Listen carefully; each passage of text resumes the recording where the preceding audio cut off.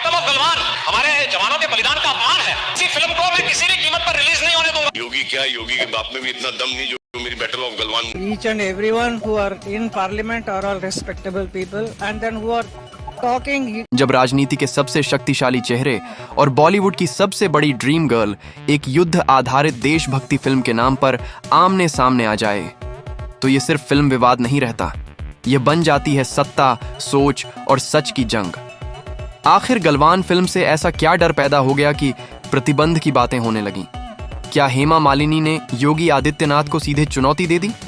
और क्यों प्रशंसकों ने कहा अगर इस फिल्म को रोका गया तो समझ लो सब कुछ झूठ है? अंत तक देखिए, क्योंकि जो सच आखिर में सामने आता है वह आपका नजरिया हिला देगा। गलवान कोई सामान्य फिल्म नहीं है दोस्तों, यह एक जीवित घाव है। साल 2020 का वह दिन जब गलवान घाटी में भारतीय सेना के वीर जवानों ने अपने रक्त से इतिहास लिख दिया। न कोई बंदूक, न कोई गोली, सिर्फ साहस, जज्बा और देश के लिए बलिदान। जब इस घटना पर फिल्म बनने की बात आई तभी साफ हो गया था यह फिल्म बिना विवाद के नहीं जाएगी, क्योंकि गलवान को छेड़ना मतलब कच्ची भावनाओं को छेड़ना।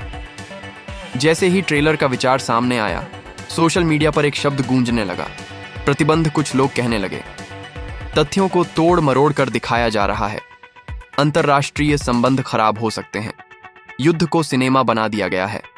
वहीं दूसरी ओर आवाज उठी, सच से डर किस बात का? शहीद जवानों की कहानी छुपाना गद्दारी है।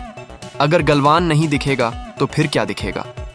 यहीं से गलवान फिल्म मनोरंजन से निकलकर राजनीतिक रणभूमि बन गई।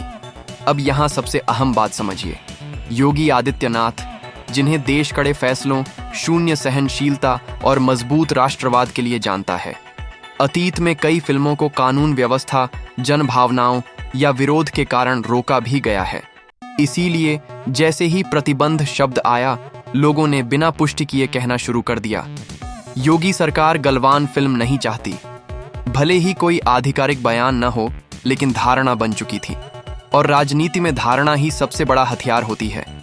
अब प्रवेश होता है बॉलीवुड की ड्रीम गर्ल और संसद सदस्य हेमा मालिनी का। जब मीडिया ने उनसे पूछा गलवान फिल्म पर प्रतिबंध की चर्चा चल रही है, तो उन्होंने जो कहा वह कई लोगों को चुभने वाला था। उन्होंने साफ कहा, देशभक्ति पर बनी फिल्मों को दबाया नहीं जाना चाहिए, पहले फिल्म देखी जाए फिर फैसला लिया जाए। जवानों के बलिदान का अपमान नहीं होना चाहिए। बयान शांत था लेकिन असर धमाकेदार। यहीं से खेल शुरू हुआ दोस्तों। मीडिया ने सुर्खियां बनानी शुरू कर दी। हेमा मालिनी ने योगी को करारा जवाब दिया, ड्रीम गर्ल बनाम बुलडोजर बाबा। गलवान फिल्म ने राजनीति को हिला दिया। सच ये है, न कोई सीधा व्यक्तिगत टकराव था, न किसी का नाम लेकर चुनौती दी गई, लेकिन टीआरपी के लिए कहानी को लड़ाई बनाना जरूरी होता है, और जनता ने भी इसे हेमा बनाम योगी के नजरिए से देखना शुरू कर दिया। अब हम सबसे संवेदनशील हिस्से में आते हैं, जनता की प्रतिक्रिया। लोग दो हिस्सों में बंट गए। एक पक्ष बोला, अगर गलवान फिल्म रोकी गई तो समझ लो व्यवस्था झूठी है। टिप्पणियां में आईं, देश के लिए मरने वालों की कहानी छुपाई जा रही है। क्या सच बोलने से डर लगता है? दूसरा पक्ष बोला, संवेदनशील मुद्दे को सिनेमा मत बनाओ। गलवान कोई मसाला फिल्म नहीं है, हर सच दिखाना भी समझदारी नहीं होता। नतीजा, ट्विटर पर रुझान, यूट्यूब पर बहस, इंस्टाग्राम पर भिड़ंत। गलवान फिल्म रिलीज से पहले ही विवादों की सुपरहिट बन चुकी थी।